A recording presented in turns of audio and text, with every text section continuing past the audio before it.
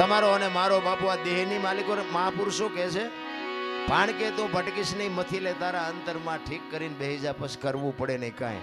આ દેહની માલિકો જોવાનું છે બહાર. બરોબર, દુનિયા જોવા જેવી છે, આંટો મારવો હોય તો મારજો, બાકી જડે કાંઈ નહીં.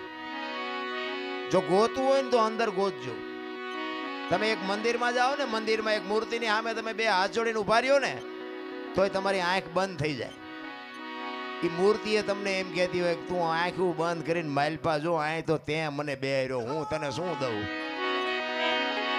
મૂર્તિ તમને ને મને શાન કરે છે કે મને તે બેહાડ્યો છે, તારી અંદર તું જો.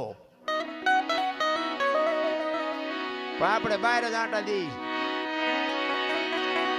એટલે કે છે અંદરની બાપુ આ જ્યોત છે ને, જ્યોત એ કઈ છે ને ક્યાં છે ને કોને દીવલ પૂર્યું છે ને કોને જલાવી છે તો મારો રામ જાણે.